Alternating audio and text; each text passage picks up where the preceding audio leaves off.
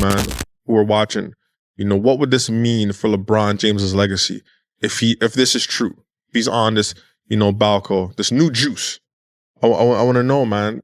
He said what Chael Sonnen said. LeBron James, I don't know what had happened, but I do know what had happened. Kevin Garnett says LeBron James is on that Balco, that new juice. Listen to this. Kwame Brown just cracked open a discussion the NBA has tiptoed around for years, and it's so sensitive, most media folks won't even breathe on it. Hold up, because once you actually hear how he lays it out, you start to understand why big platforms like ESPN suddenly go quiet.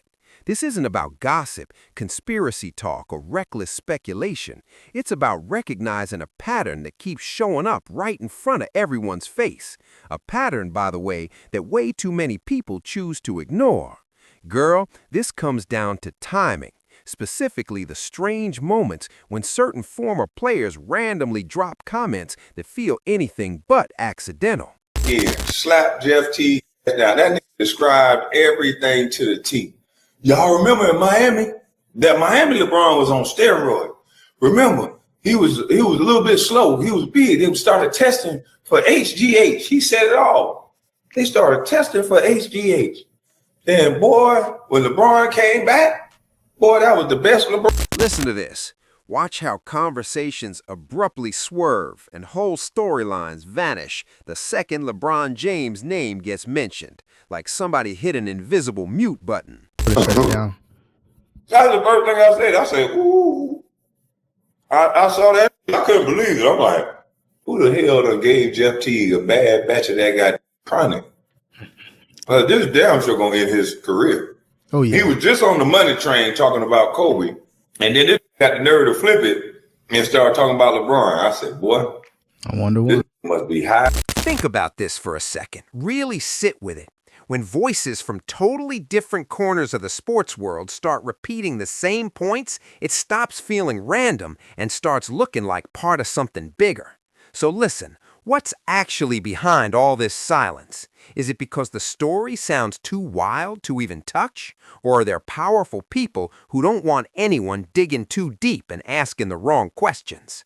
That quiet hesitation alone speaks louder than any flashy headline ever could. And just to be crystal clear, Kwame Brown never accused LeBron of anything. Chael Sonnen said, LeBron James, I don't know what had happened, but I do know what had happened. LeBron James was with the Cleveland Cavaliers. He went down to Miami to get in shape. He was down there for about 2 weeks. So came back, turned into Superman again. Listen to this. He didn't make wild claims or throw accusations. He simply repeated what's already out there and asked the question most people dodge. Why does it feel like LeBron exists inside a media force field where even harmless what-if conversations get shut down before they can breathe? That's the puzzle more and more people are starting to catch on to. And let's be real, it's becoming harder for the media to keep pretending they don't see it. Why is it that every other superstar in sports history gets dissected from every angle, debated, analyzed, speculated on, but the moment LeBron James' name comes up, everything freezes? It's like there's an invisible wall around him that nobody's supposed to touch. Almost as bad as Darvin Ham when he said "whip it out." Yeah, that was crazy. My bad. Crazy. That was crazy. Yeah. But the way KG said it and the way Paul Pierce reacted to it, it's kind of like, we knew about this. Like, he didn't say, whoa, what are you talking about? Like, there was no reaction. Listen to this, one that nobody dares to climb. No matter how curious or fearless the public gets, reporters suddenly fall quiet. Podcasts glide right past it, and even fans tread softly, like there's an unspoken rule that LeBron conversations have a hard ceiling. Now here's where it gets interesting, because the spark that reignited this entire debate came straight from Jeff Teague. On his podcast, Teague dropped a few comments about LeBron that had social media on fire within minutes. He brought up LeBron's physical evolution over the years, the timing of certain breaks in his career, and how he always seemed to return even stronger. This wasn't some throwaway chatter. It was the kind of conversation that makes people stop, rewind, and start connecting dots in their own heads. But hold up, what happened next spoke louder than the comments themselves. Within hours, Teague was already walking it back, moving fast to clean everything up. Suddenly, it was all just jokes. Suddenly, that's not what he meant at all. One moment, the confidence was there and the tone was bold. Next, everything shifted. The mood flipped from casual honesty to nervous correction, and it happened way faster than anyone expected. Kwame Brown caught that switch immediately. He noticed how quickly Teague's energy changed and asked the question that was already sitting in everyone's mind. If it was really just a joke, why did he rush to take it back so fast? Why did it feel more like damage control than a simple clarification? Because regular jokes don't usually send people into full retreat mode. That's when Kwame connected it to a much bigger pattern, the one surrounding Lebron, his tight inner circle at Clutch Sports, and that invisible line no one in the business seems willing to cross, no matter how obvious it's becoming. And then came Chael Sonnen, someone completely outside NBA circles. Like other basketball players will hear what LeBron does and go, well, yeah, but that doesn't matter, right? It's like a baseball player and you're hitting a stick out of the way. It doesn't matter. It's like, no. If you knew what these performance enhancers did, then you would know why it does matter. What do you think he's there's doing? only one, we have the same drug guy, if you will. I know exactly what he's doing. But there's only one golfer. Please tell. There's only one golfer. I'm not going to, but there's only one golfer that follows the big three. The big three is EPO, growth hormone, testosterone. That's the Lance Armstrong diet. There's one golfer, but it's Tiger Woods. Like, yes, it does matter. People will say it all the time. It doesn't matter. John Daly, one of these. It matters. Trust me that it matters. EPO matters. It's the reason LeBron takes it. It matters. And if other basketballers understood what it did, EPO increases your red blood cells, which gives you endurance so you can play all game long. You can shoot in the fourth quarter red blood just like cells, you more shot in the oxygen fourth in your minute. red blood Yes. cells. Okay, Yes. got you. It's the king of performance. Listen to this. Not a basketball insider, not a cloud chaser, but a UFC fighter who dropped a statement that sent shockwaves through two completely different sports worlds at once. Chael Sonnen flat out said that he and LeBron James supposedly shared the same drug guy. No coded language, no careful wording, just said it straight up for everyone to hear. And what made it even wilder is that Sonnen didn't say it once and disappear. He repeated it multiple times on interviews and podcasts. No lawsuits followed, no legal warnings, no PR cleanups, nothing. He stood on it, calm and confident, like he had zero reason to panic. And that alone made people pause, because when something is truly false or damaging, legal teams usually move fast. But here, silence. Kwame Brown wasn't letting that slide either. He also brought up how Kevin Garnett once joked about LeBron being on that new juice. And sure, fans laughed it off as locker room humor, just KG being KG. But hold up, Kwame noticed something deeper. These so-called jokes kept circling back to the same theme every time. Physical changes, sudden shifts, unreal durability. Same punchline, different voices. Everyone laughs, but they're all laughing about the same thing. And when that repetition keeps happening, it starts to feel a little too consistent to ignore. That's when Kwame really zoomed in on what he called the Miami transformation. When LeBron left Cleveland for Miami, something clearly shifted. After a few seasons under the South Beach lights, he returned looking different, bigger, leaner, more explosive, and somehow even more unstoppable. He was already a genetic freak, but now it felt like he leveled up entirely. His speed, stamina, body control, it all looked sharper. And despite the years and heavy minutes, he didn't slow down. Kwame made it clear he wasn't accusing anyone of anything, but he couldn't ignore the timing, the results, and most importantly, the silence that followed. Every change followed a pattern. Every question hit a wall, and that quiet avoidance from the media made it feel less like a coincidence and more like something people weren't allowed to touch. LeBron built his legend on attacking the rim night after night, taking punishment, hitting the floor, and popping right back up as if nothing happened. That kind of wear and tear breaks most players by their early 30s, yet he just kept going, kept dominating, like his body never declined. Kwame never said that proves anything, but he pointed out what everyone in basketball has quietly noticed. It's not just fans wondering, it's players, trainers, and people who know exactly what the NBA grind does to a body. These are people who've lived it, who know what normal recovery looks like, and to them, what LeBron was doing year after year didn't look normal. These weren't random outsiders throwing hot takes. These were professionals who understood limits and could tell when something looked different. Then the conversation circles back again, the HGH testing timeline. Kwame mentioned it, Jeff Teague hinted at it, fans have been connecting those dots online for years.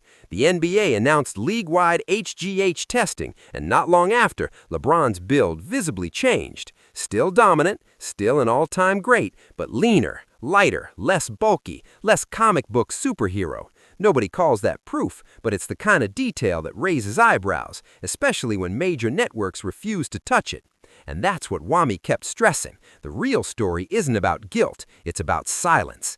ESPN will debate LeBron versus Jordan for hours, argue rings, teammates, eras, and rule changes from every angle. But there's one question they won't even say out loud. What if? What if LeBron James had ever used performance enhancers, even hypothetically? How would that change the way his career and legacy are viewed?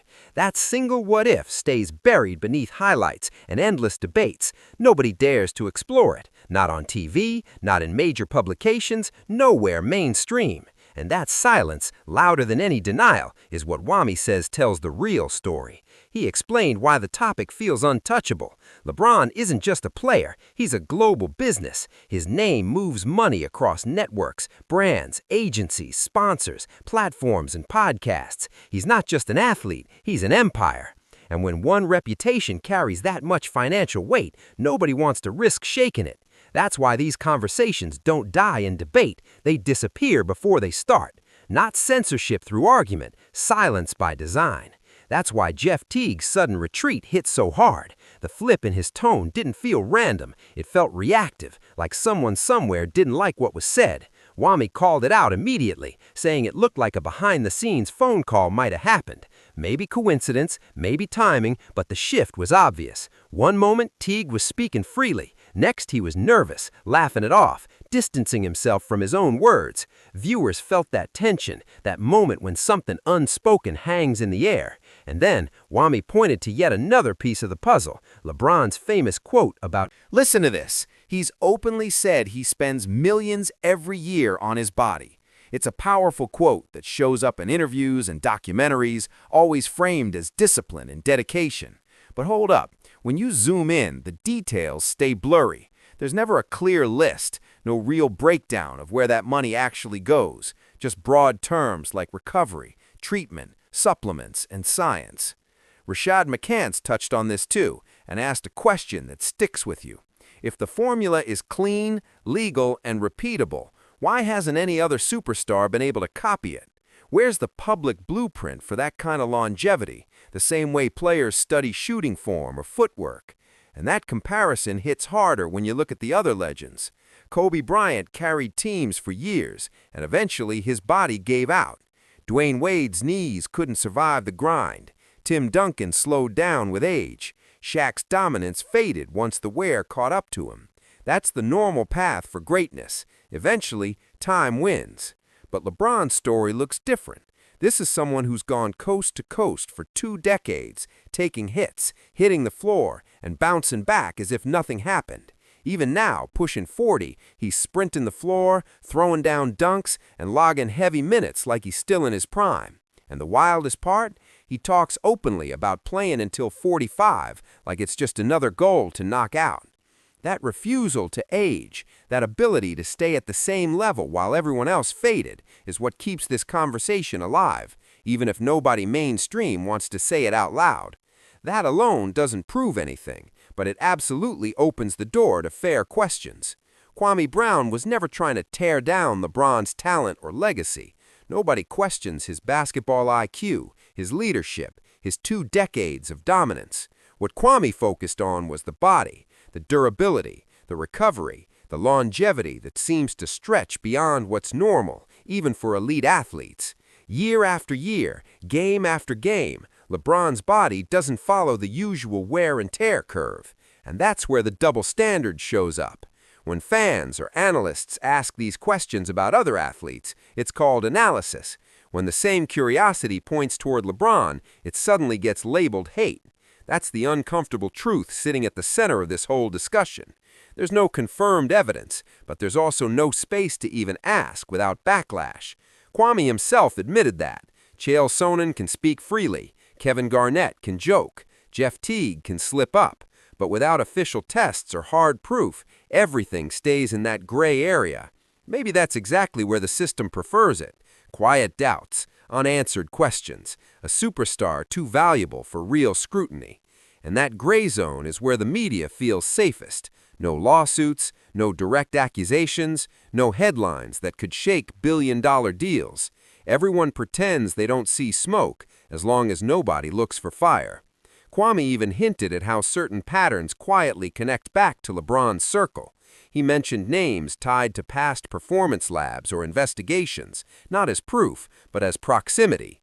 Every time those links start to surface, the story fades before it's chased. The smoke clears, the conversation disappears. Nothing sticks. Nobody digs.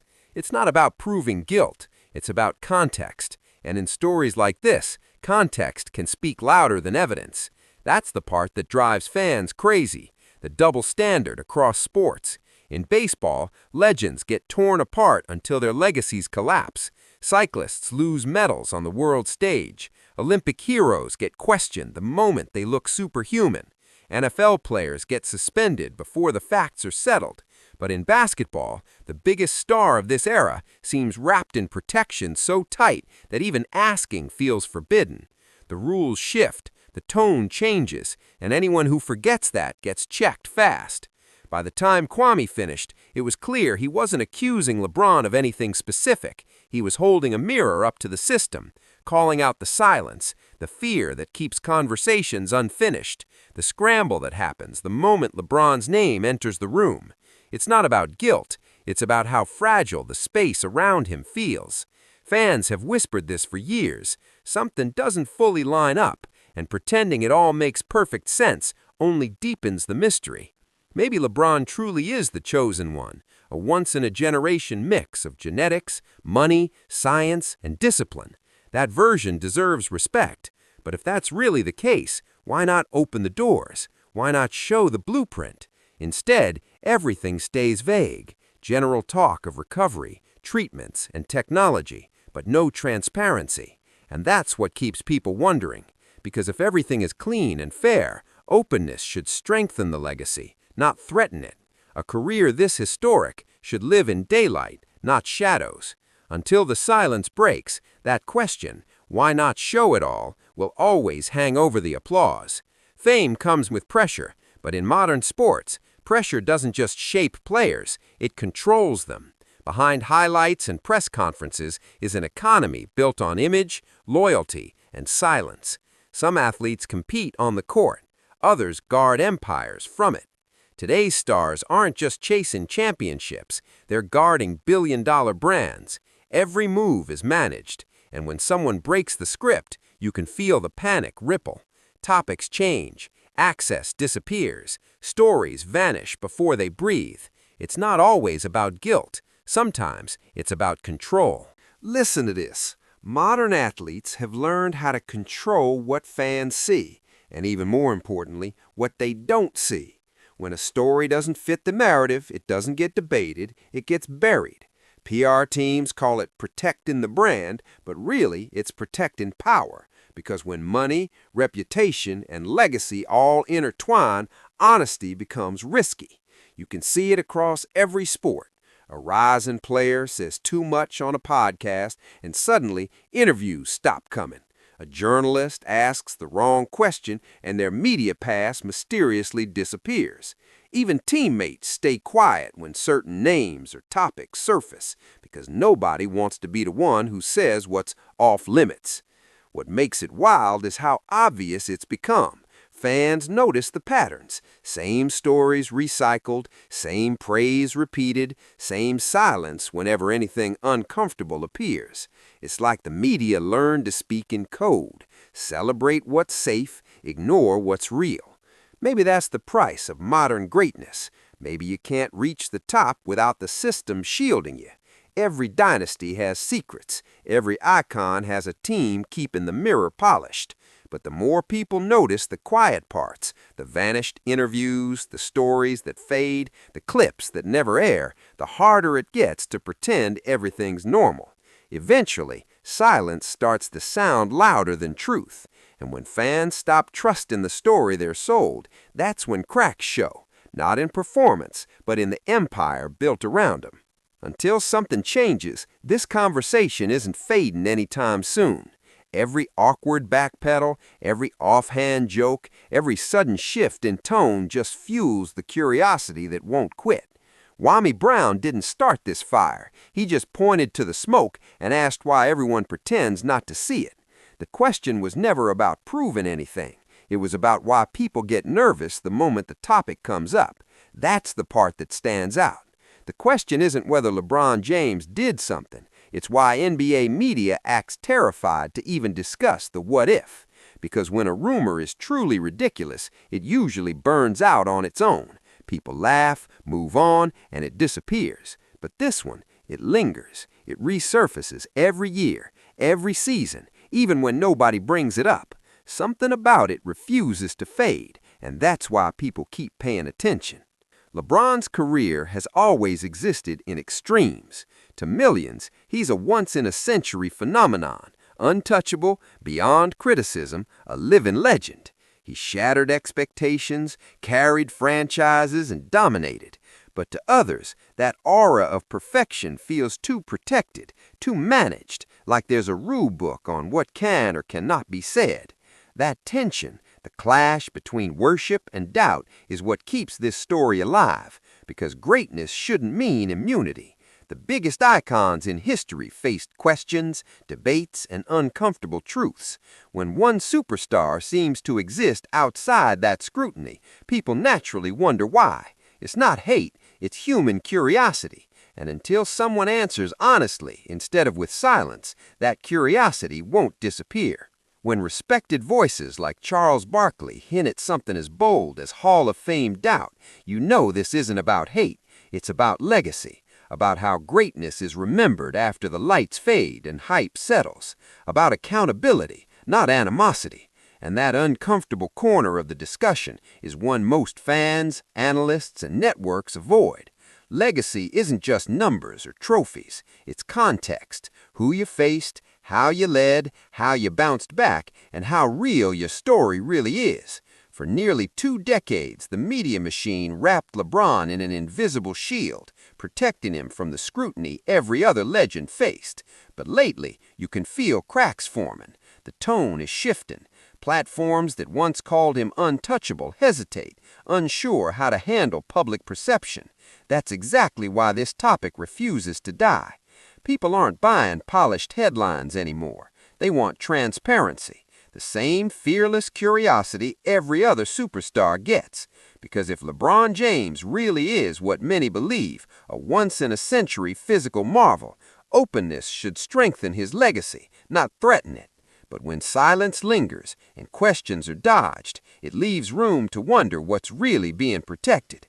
At this point, it's not just a sports debate, it's a media test. Can fans handle honesty without outrage? Can networks report without fear of losing access?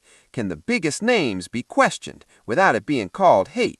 That's where the real story lives, in the space between admiration and accountability. If you think this conversation deserves a fair shot, hit that like button and show some love. Done with the double standards, selective outrage, and silence that follow every hard question? Subscribe to Ball Stories and drop your thoughts below. Let's talk. Do you believe LeBron James is truly a once-in-a-lifetime genetic marvel, or has modern sports science quietly changed the game in ways we're not supposed to see? Peace.